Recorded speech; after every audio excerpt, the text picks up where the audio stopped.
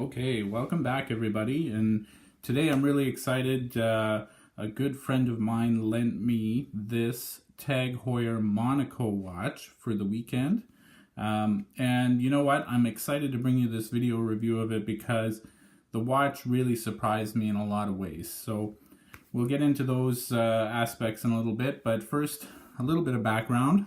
The Monaco was introduced back in 1969 as the world's first automatic chronograph, and it was also the first square chronograph. There's no getting past that this is a square watch, as you can see.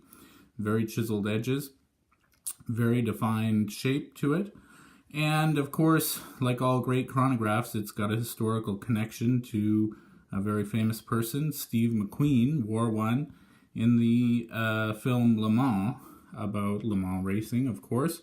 And that's sort of how the Monaco has been connected to Le Mans racing ever since. Of course, just kind of like Paul Newman with the Daytona, a lot of people associate Steve McQueen with the Monaco. So this one is a CW2113 model from about 2003.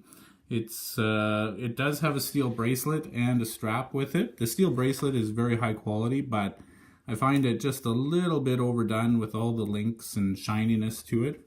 I immediately put the watch on this really dark blue alligator strap that came with it, and very high quality, gives a watch an upscale feel, and also it just looks great on the wrist. So I'm going to show you that right away here. Just sits up nicely there. It is a substantial watch. The case is very thick. The crystal there you can see rises above nicely, but on the strap kind of tones it down a little bit. You have a nice deployant clasp there. Everything about it is very, very high quality. This was the first Monaco to feature the TAG Heuer logo. Previous Monacos were just Heuers, so that's a significant thing about this watch. And inside it has the caliber 17 movement, so a nicely updated automatic chronograph movement. It is 30 meters water resistant, but I'm not really one to test it. I mean, you've got pushers and you've got the crown here. I mean, other watches in the background there probably would be better for going underwater with, but at least you know you can go out in the rain with it. It's surprisingly easy to wear, despite its bulk. It's easy to wear. I've worn it with a suit. I've worn it with jeans and a t-shirt, and I've worn it with sweaters.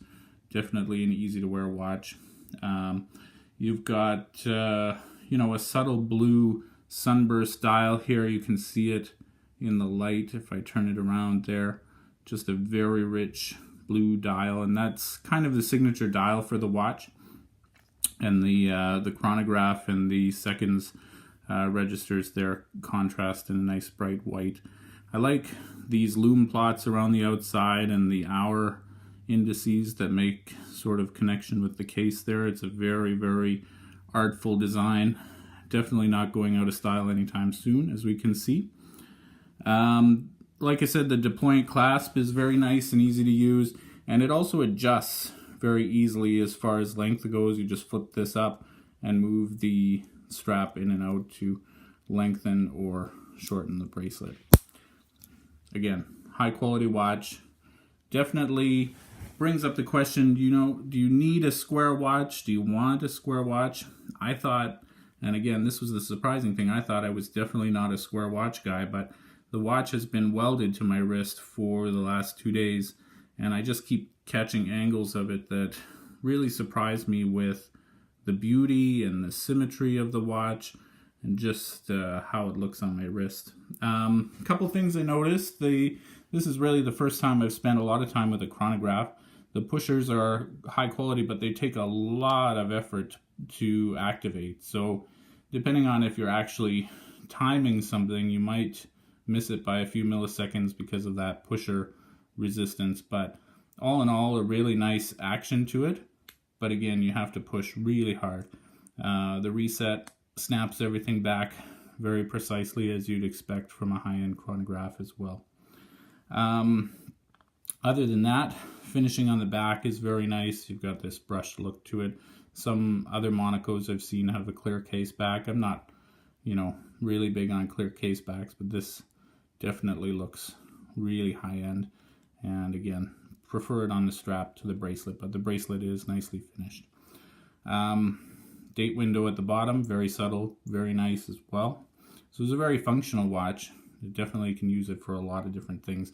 I didn't find myself timing anything while I had the watch in my possession, but I might find an excuse if I spent more time with the watch to use the chronograph features.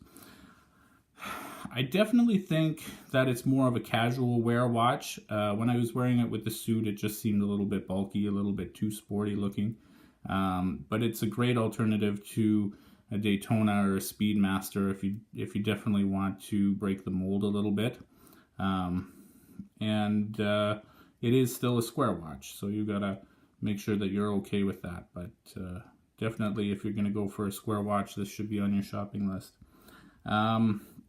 Lots of personality. I would say a good alternative if you're shopping this watch would be a Tudor Heritage chronograph. Definitely lots of color in that one as well, and great design, but round instead of square. So anyway, really enjoyed living with the Tag Heuer Monaco chronograph. Definitely like that opportunity.